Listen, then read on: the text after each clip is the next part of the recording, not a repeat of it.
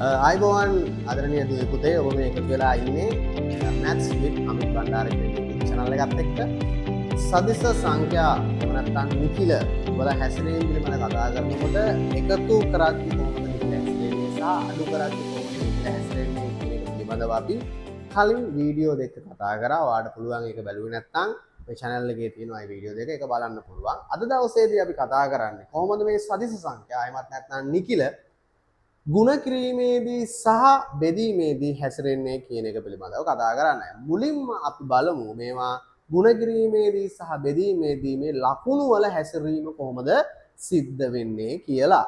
right. බලා ගන්න පුතේ.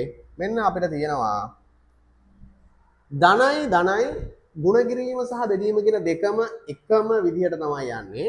ධනයි ගුණ වුණොත් ලකුණ ධනමයි. ධනයි බෙදුනොත් ලකුණ ධනමයි.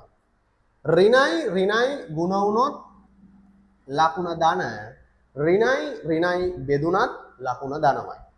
ධනයි ගුණ වුණොත් ලකුණ ඍණ. ධනයි බෙදුනත් ලකුණ ඍණමයි. ධනයි ගුණ වුණත් ලකුණ ඍණ. ධනයි බෙදුනත් ලකුණ ඍණ. මෙතනින් පුතේ පැහැදිලිවම පේනවා මේ සදිස්ස සංඛ්‍යා ගුණ කිරීමේදී සහ බෙදීමේදී හැසිරෙනකොට සමාන ලකුණු ගුණ වුණොත් හා බෙදුනොත් ලැබෙන හැම වෙලේම පිළිතුර ධන. ලකුණු සමාන නම් මේ බලන්න ධනයි නම් ධන. ඍණයි නම් ධන. ලකුණු අසමානයි නම් ලැබිලා තියෙන පිළිතුර ඍණ. එහෙනම් අපිට ගුණ කිරීම සහ බෙදීම පහසුවෙන් මතක තියාගන්න පුළුවන්. සමාන ලකුණු ගුණ වුණොත් හෝ බෙදුනොතින් ධන. අසමාන ලකුණු ගුණ වුණොත් හෝ බෙදුනොතින් උත්තරයට එන්න ඕනේ ඍණ කියන එක පිළිබඳව අපිට ගන්න පුළුවන්.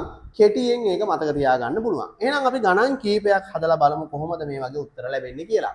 දෙවරක් 2 4යි සමාන ලකුණු එහෙනම් ධන 4යි. 16 8ෙන් බෙදුනහම 2යි සමාන ලකුණු එහෙනම් ධන. දෙවරක් 3 6යි සමාන ලකුණු එහෙනම් ධන. 4 2ෙන් බෙදුනහම 2යි සමාන ලකුණු එහෙනම් ධන.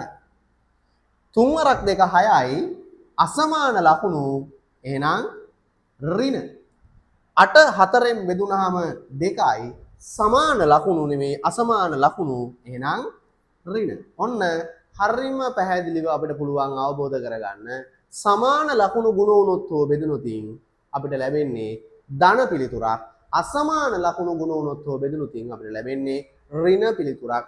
ඔන්න ඔය විදිහට තමයි දරුවනේ සදිස සංඛ්‍යාවල එහෙම නැත්නම් නිකිල ගුණ කිරීමේදී බෙදීමේදී හැසිරෙන්නේ. එහෙනම් අපි තවත් මේ වගේ වීඩියෝ එකකින් නැවත හමු වෙනකන් සමු ගන්නවා. සියලු දෙනාටම සුබ දවසක්.